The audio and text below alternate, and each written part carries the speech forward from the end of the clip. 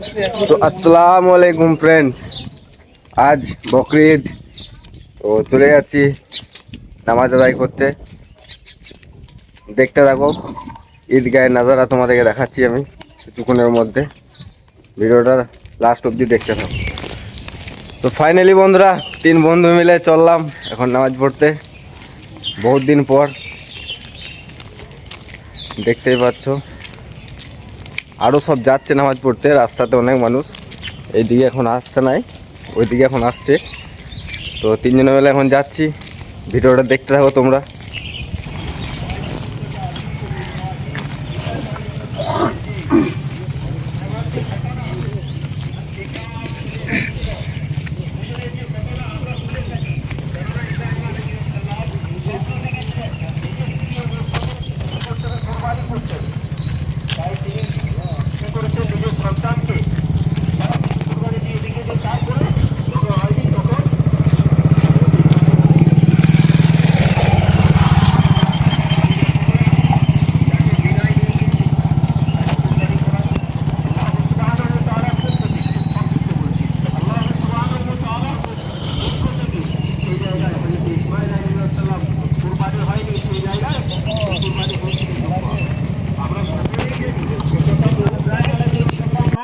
সর্বপ্রথম এটি যদি কুরবানি করেছে আল্লাহ সুবহানাহু ওয়া তাআলা তরফতে, তাহলে সেটা হচ্ছে আদম আলাইহিস সালামের সন্তান, আদম আলাইহিস সালামের সন্তান হাবিব।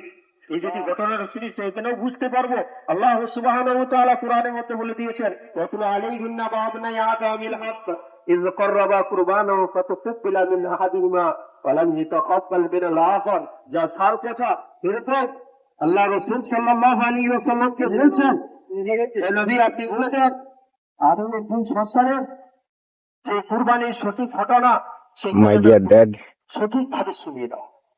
তো সেই ঘটনাটা এরকম, রাসূলুল্লাহ সাল্লাল্লাহু আলাইহি ওয়াসাল্লাম বলছেন আল্লাহ সুবহানাহু ওয়া তাআলা এই কথা বলেছেন যে আদম আলাইহিস সালামের 2 পুত্র ছিল।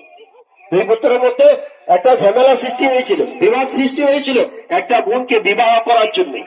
খুব সংক্ষিপ্ত বলছি, খুব বিবাহ করার জন্য দুজনে ঝগড়া। সেই ঝগড়ার মধ্যে যখন নালিশ জানানো হলো, শিকায়ত জানানো হলো আদম আলাইহিস সালামের কাছে। কার কাছে? হযরত আদম আলাইহিস সালামের কাছে জানানো হলো আমি বিবাহ করব। হাবিল বলছে আমি বিবাহ করব, আর কাবিল বলছে আমি বিবাহ করব।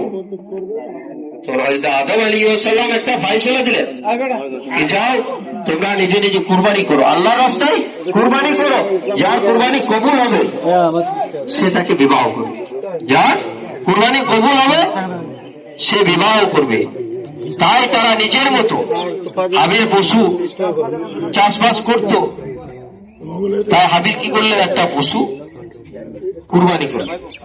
আর হাবিল তাই করলো। আর কাবিল চাষবাস করতো, সর্ষে এসব দ্বারা সবজি ইত্যাদি ইত্যাদি চাষবাস করতো। সেই চাষের কিছু মাল কি করলো? সেগুলো কুরবানি করলো।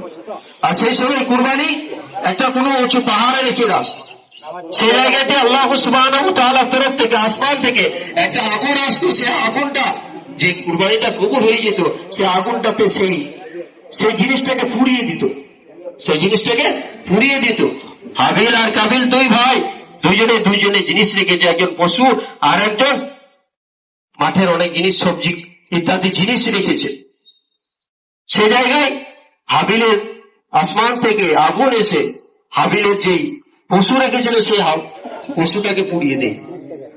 সেখান থেকে প্রমাণ হয় কি আল্লাহ সুবহানাহু ওয়া তাআলা কার কুরবানি কবুল করেছে? হাবিলের কুরবানি কবুল করেছে। তো সেই সময় তার ভাই যখন দেখলে আমার কুরবানি কবুল হলো না, তখন তার ভাইকে বলছে অবশ্যই আমি, অপরজন তার ভাইকে বলছে, কাবিল বলছে হাবিলকে অবশ্যই আমি তোমাকে হত্যা করব, বলছে অবশ্যই আমি তোমাকে হত্যা করব। তো এই যে ঘটনা দিয়েছেন, আর সে হত্যা করেও ফেলেছে হাবিলকে, সে হত্যা করেও ফেলেছে। এখানে আরেকটা কথা বলা হয়েছে, যদি সর্বপ্রথম মানুষ যদি কেউ কাউকে হত্যা করেছে সেটা হচ্ছে কাবিল হত্যা করেছে হাবিলকে। সর্বপ্রথম যদি আল্লাহ সুবহানাহু ওয়া তাআলার জন্য কুরবানি পশু কুরবানি করেছে, পশু দিয়েছে, সেটা হচ্ছে হাবিল।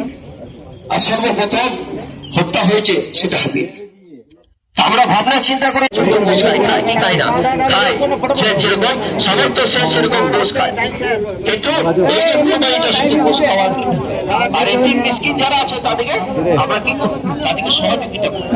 নিজের পাড়াতে নিজের আত্মীয় স্বজন আশেপাশে দেখবো সে কোরবানি দিয়েছে কি দেয়নি, সে আশেপাশে দেখবো বাড়ির পাশে সারা কোরবানি দিয়েছে কি দেয়নি। এমন হতে পারে এখন যে পরিস্থিতি আপনারা সকলেই জানেন, সকলেই অবগত, সবাই পারবে কি পারবে না, সবাই পারবে না। তো ওই জন্যই যারা খাসি দিচ্ছে এটা আজকে তো আমরা কাজ চলতেছি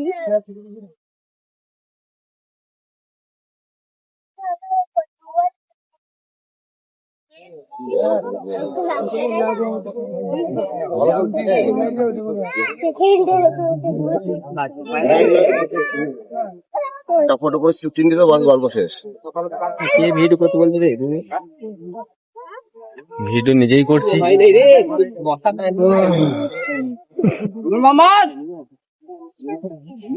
আমাদের ডন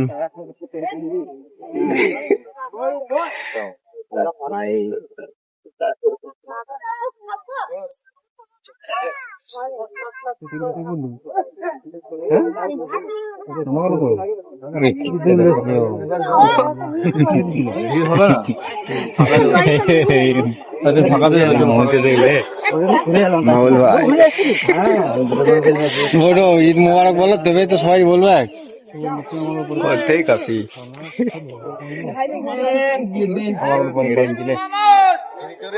ইয়ে আছে রে,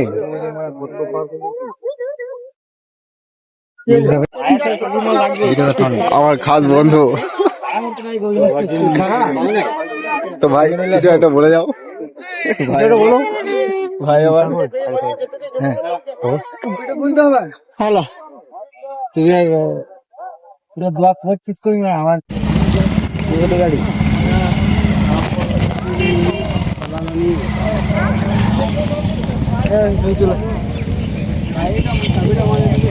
চাবি দিয়ে চলে গেছে।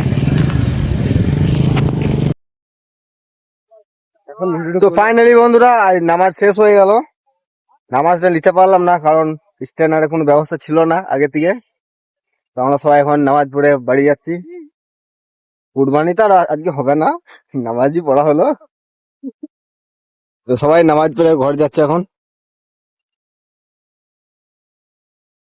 এটা আমার বড় ভাই বটে, দেখতে পাচ্ছ তাল গাছের মতো লম্বা। যাই হোক, এইখানটাতে পুরো মানুষে ভর্তি এখন। মানুষের ভিড়ের মধ্যে ভিডিও বানাচ্ছি, লজ্জা তো লাগছেই। কেউ বলছে আবার ভিডিও বানাতে, কে বলছে তোকে? যাই হোক, বলছে আমি নিজেই বানাচ্ছি। তো এই পর্যন্তই, গিয়ে পরে এখন খাওয়া দাওয়া চলবে, তারপর দেখা যাবে।